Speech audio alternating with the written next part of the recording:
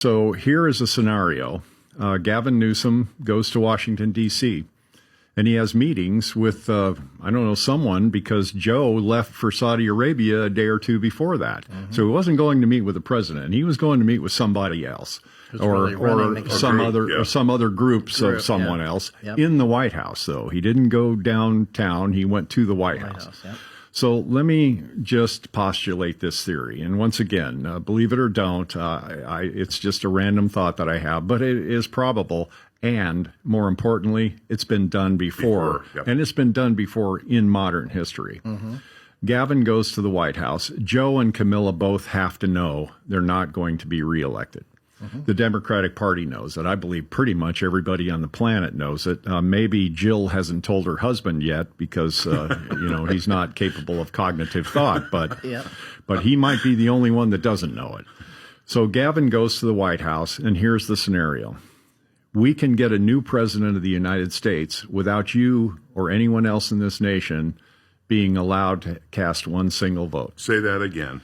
We can get a new president of the United States without you or anyone else having to cast one single vote, and the process is not only lawful, but it's been done before. So let's just imagine that someone goes up to Camilla Harris, and it'd have to be somebody big in a company that's big or a foundation that's big or someone with lots and lots of money, because this has to have the air of legitimacy, and it cannot leave her with the besmirched reputation as though she has a reputation now, besides being Willie Brown and Montel Williams' girlfriend. So they go to Camilla and they say, look, Camilla, we've got lots of money, and we're in a position, we really need your help, and we're in a position to give you $100 million a year or whatever the number is, and I don't know and can't guess, to save whatever needs saving at the moment. The earth, the whales, the snails, the garter snake, I don't care. But we need you on our board. We're going to give you $100 million a year to help us save things. And we know your job as vice president is important, but the world needs you now, and we need you for bigger things. And Camilla says, well, when you put it that way, who am I to say no? Yeah. So she resigns from the vice presidency of the United States, and she becomes the board of Save the Whatever. And now, at that point, Joe is left with no vice president. Well, he gets to appoint one. And so he appoints Gavin Newsom, which is, I think, in my opinion, the only Democrat that not everybody on the planet hates. A lot of us don't think he's a very good governor or a politician or even a good man, but some of us think he's an evil demon. But anyway, so he's appointed vice president. Not one vote was cast. And then Joe, a year from now, say, he's got a couple of years to run, right? Mm-hmm. He goes out to the public and he says, it's come to my attention that perhaps I'm approaching a stage where my mind may be failing me. And even though myself and my son Hunter are the two smartest men on the planet, bar none, I can see a point where I may not remember the difference between my sister and my wife. I may not remember what state I'm in. And I may not even remember what office I'm running for. Yeah. But it may come to that, and who knows? I might even call people lying dog-faced pony soldiers in public gatherings if my mind continues to go. I feel like I owe the American people more. I need to step aside as president because of my impending medical condition. And he does. There's nothing stopping a president from resigning, and the 25th Amendment has the process encoded in it. So Joe resigns. Now who's president? Gavin Newsom. Gavin Newsom is president. Not one single vote was cast.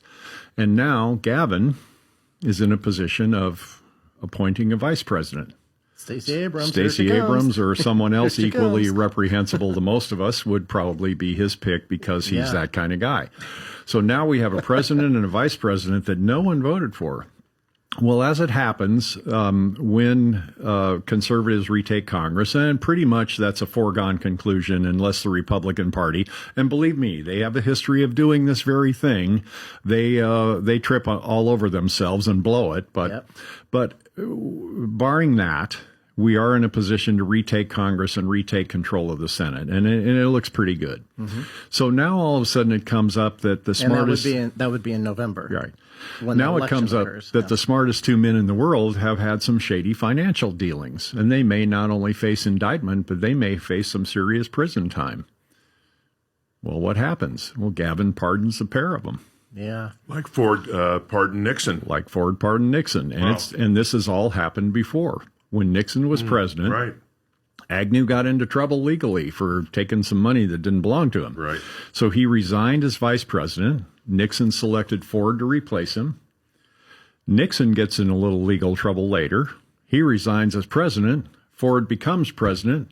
Ford appoints the new president, or new vice president, and his first official act is to pardon Nixon. And not one single vote was cast. Not one. Now, at the time, no one got too upset about it because it appeared that that whole thing had the premise of lawful conduct and constitutionality, and it does, really. I mean, none of that stuff was unlawful. You may not like it, or you may have liked it, but none of that was unconstitutional, and none of it was unlawful. And what has been done can be done. And don't think someone isn't thinking about it. I'm not saying this is going to happen. I don't know. It's just a thought. But it has been done before, and there are some very smart people pulling Joe's strings.